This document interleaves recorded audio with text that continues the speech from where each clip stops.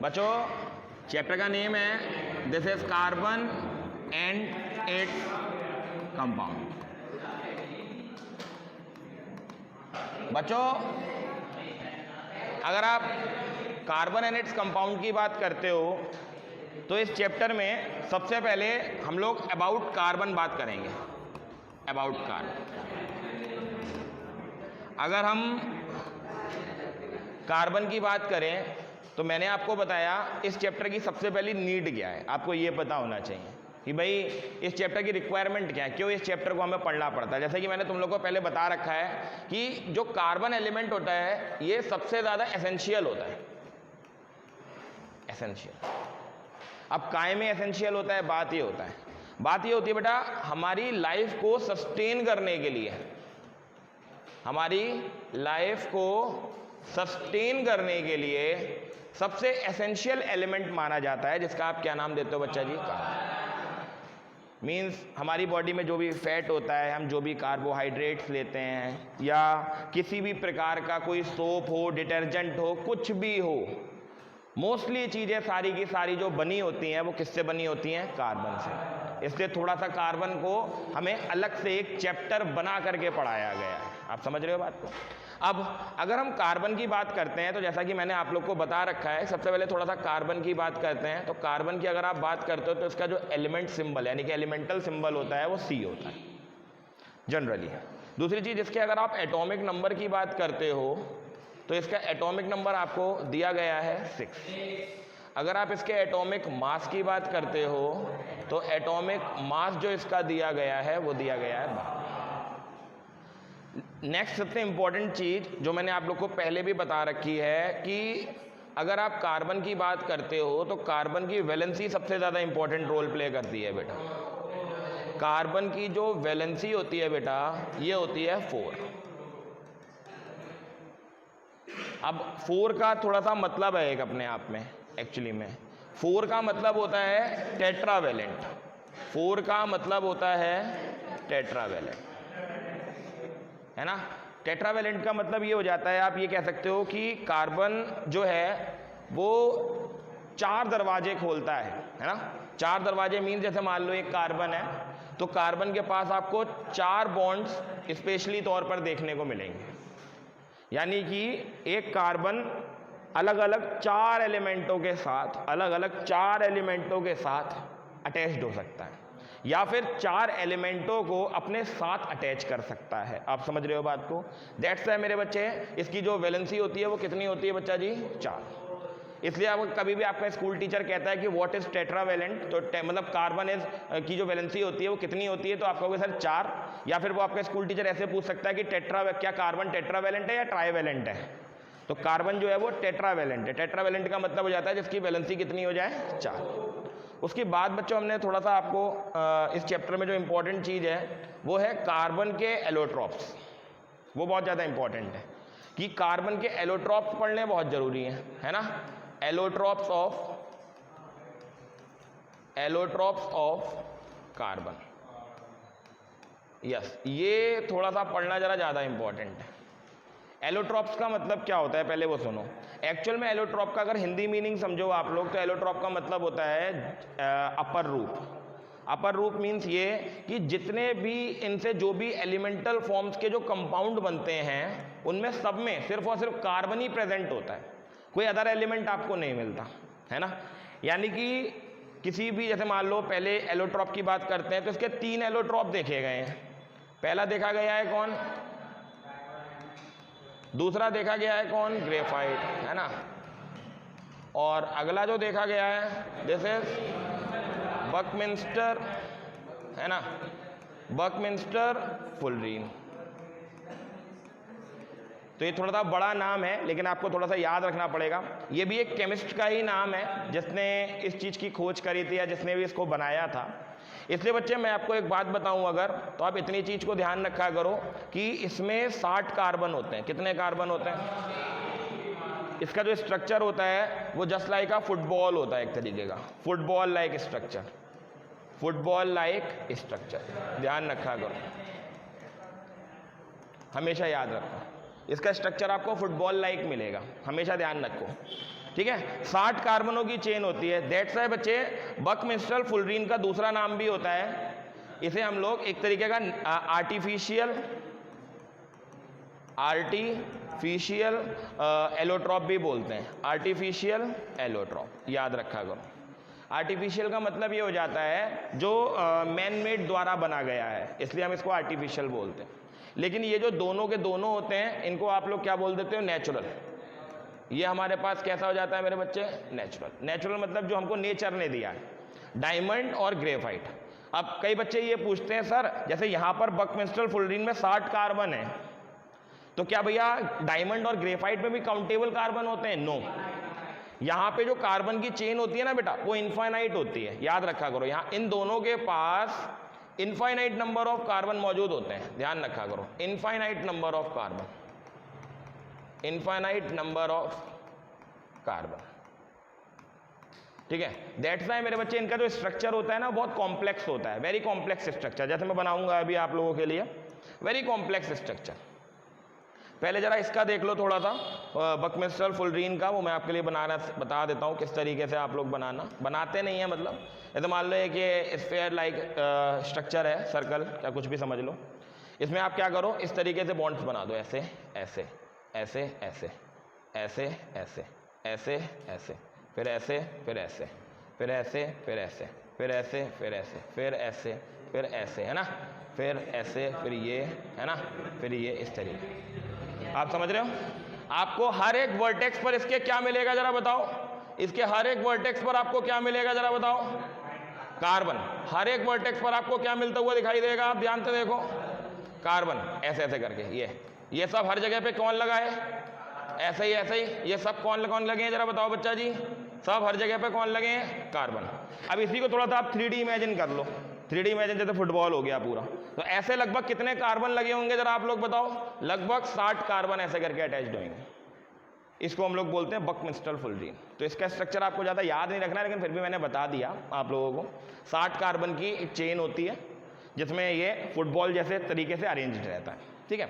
अब बात करते हैं आगे, जो बहुत इंपॉर्टेंट है, वो है ग्रेफाइट और डायमंड का स्ट्रक्चर, है ना। देखो, आज सबसे पहले थोड़ा सा ग्रेफाइट का स्ट्रक्चर तुमको बताते हैं कैसा होता है। देखो बेटा, ग्रेफाइट कैसे बनता है, ऐसे देखो,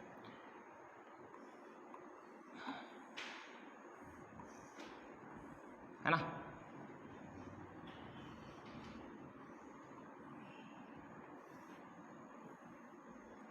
ऐसे बनाते जाओ आप लोग, है ना।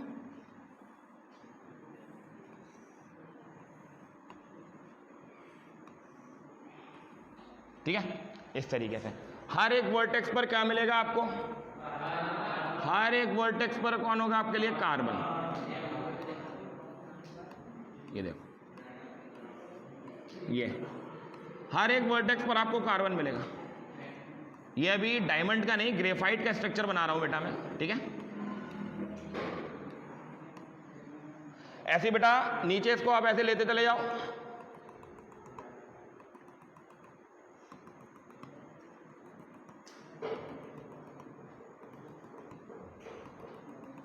समझ रहे हैं आप बात को? ऐसे ही एक और यूनिट आ जाएगी नीचे इसी की, है ना। जैसे मान लो इस तरीके की,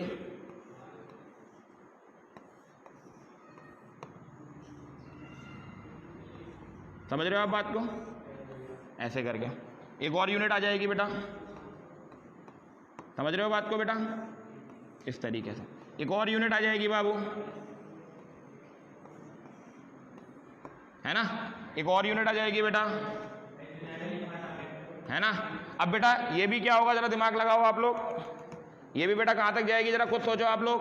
एंड सो ऑन तक। ऐसे बेटा क्या होगा, और इसके भी हर एक वर्टेक्स पर आपको क्या मिलेगा जरा बताओ?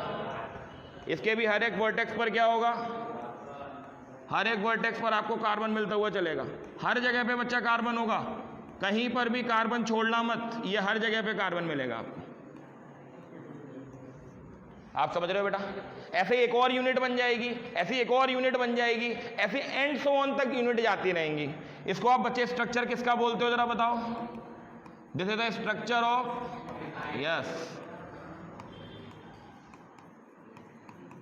This is the structure of graphite. समझ रहे हो आप बात को? तो इस तरीके से स्ट्रक्चर होते हैं, ठीक है।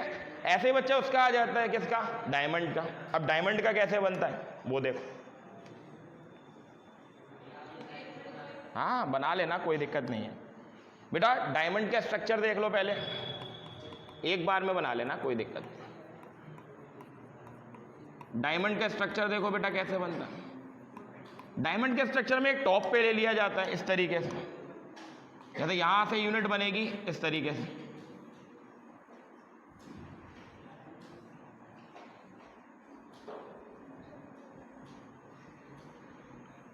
समझ रहे हो आप बात को। ऐसे बेटा एक और यूनिट यहां से बढ़ाओ,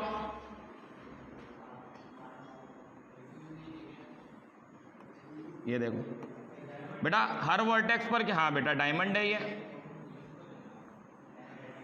बेटा। ये 2D स्ट्रक्चर्स होते हैं बेटा इनके। एक्चुअल में इनको 3D देखोगे तो आपको ये कुछ इस तरीके से डिजाइन देते हैं, इस तरीके से ऐसे करके, जगह डायमंड आपको इस तरीके प्रिज्म जैसा दिखाई देगा, बिल्कुल एकदम, है ना, प्रिज्म जैसा बिल्कुल इस तरीके से। बेटा एक और बनाओ,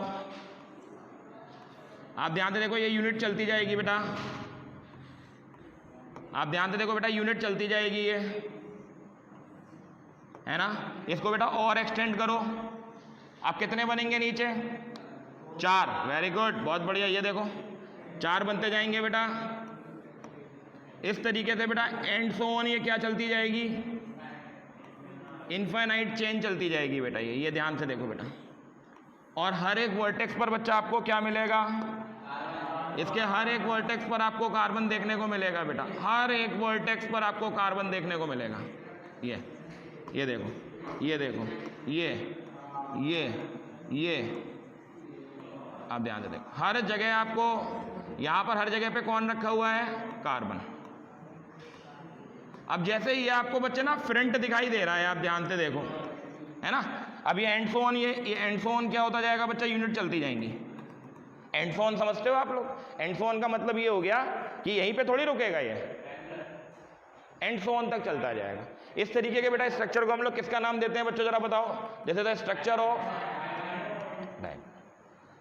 अब आप लोग फर्क देख सकते हो दोनों का,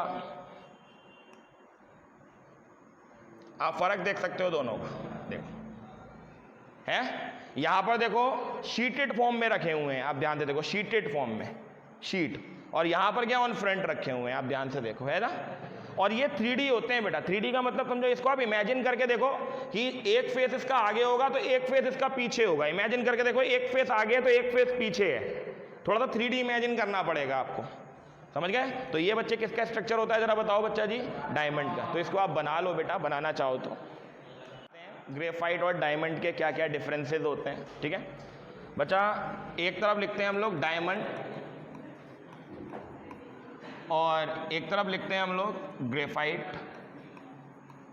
ये डिफरेंसेस बोर्ड में तो नहीं आते हैं, आपके बोर्ड्स वगैरह में तो नहीं आते हैं, लेकिन हाँ ये है कि आपके जो हाफ ईयरली वगैरह होते हैं, प्री बोर्ड्स वगैरह होते हैं, उनमें भी पूछ लिया जाता है कि, और थोड़ा सा वाइवा में भी पूछ लिया जाता है।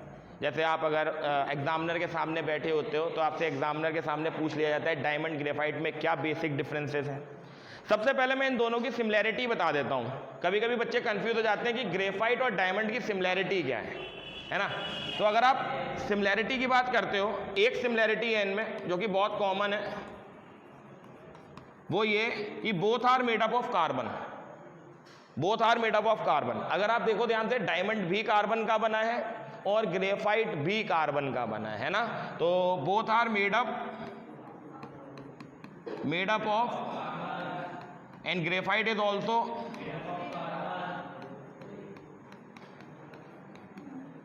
बहुत बढ़िया बात।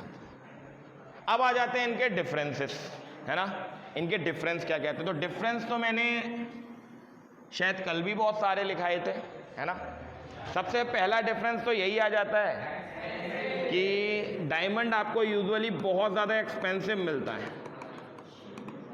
लेकिन अगर आप ग्रेफाइट की बात करते हो, ग्रेफाइट चीप होता है। चीप का मतलब ये हो गया 1, 2, 3 रुपए की पेंसिलों में भी मिल जाता है आपको ग्रेफाइट, ठीक है। आगे बच्चे अगर हम बात करते हैं बच्चों, वेरी लस्ट्रस अपीयरेंस, है ना, वेरी लस्ट्रस अपीयरेंस। बच्चा lustrous appearance in the sense बहुत ज़्यादा शाइन करता है, लेकिन very dull appearance, very dull appearance. Very dull appearance in the sense आप ये कह सकते हो कि बहुत ज़्यादा डल होता है, ब्लैक कलर जैसा बिल्कुल डल। और दूसरी चीज़ बच्चे, डायमंड जो होता है वो वेरी वेरी वेरी हार्ड। बच्चों आप अगर ग्रेफाइट को देखोगे तो जनरली हार्ड होता है, लेकिन नेचर कैसा होता है, ब्रिटल, है ना, बहुत आसानी से टूट जाता है। ठीक है, तो आप लिख सकते हो कि बच्चों बेसिकली हार्ड मतलब वैसे तो हार्ड होता है, अपीयरेंस कैसी होती है, अपीयरेंस कैसी होती है, हार्ड, बट नेचर कैसा हो जाता है, ब्रिटल इन नेचर जनरली। ये चीज ध्यान रखने वाली बात है। ठीक है, उसके बाद बच्चे हम बात करते हैं गुड कंडक्टर ऑफ हीट का एक बहुत अच्छा कंडक्टर माना जाता है, लेकिन this is the good conductor of electricity, है ना, this is good conductor of electricity, good conductor of electricity, बहुत बढ़िया बात। उसके बाद हम बात करते हैं बेटा, जो डायमंड होते हैं ना, इसके एजेस बहुत शार्प होते हैं, है ना, डायमंड के एजेस बहुत शार्प होते हैं, इसलिए ये किसी भी चीज को कट करने के लिए, ग्लास को कट करने के लिए रिस्पॉन्सिबल बहुत ज्यादा होता है। ठीक है, तो इसके जो एजेस होते हैं is very sharp, edges are very sharp.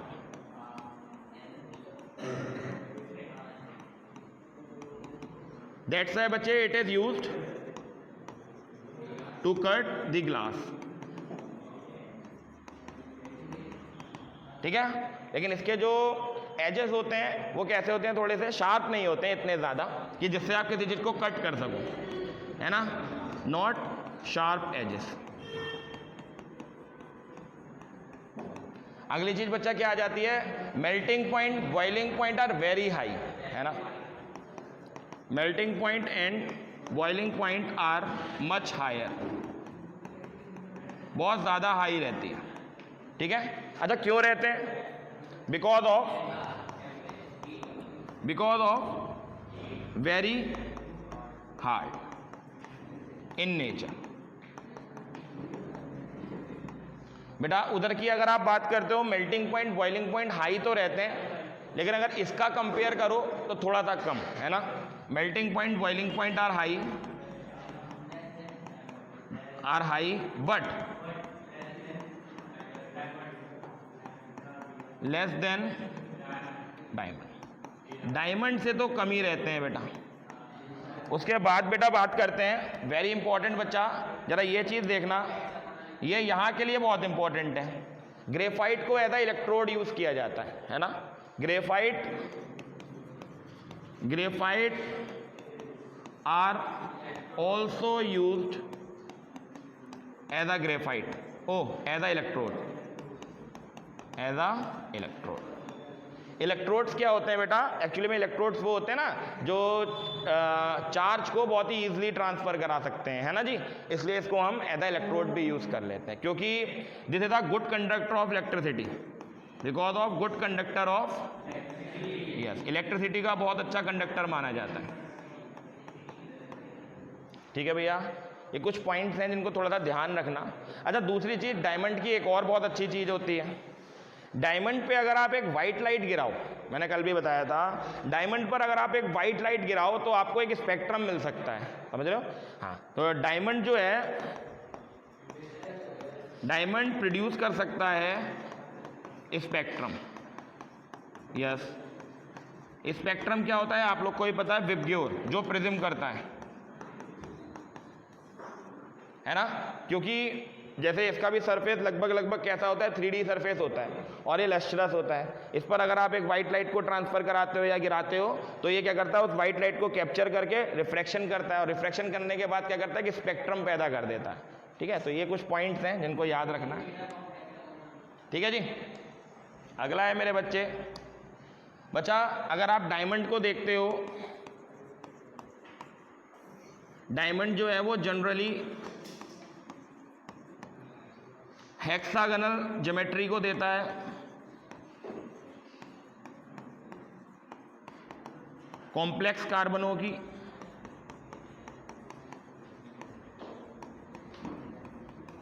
है ना जी। लेकिन इधर की बात करते हो जो ये होता है जनरली पेंटागनल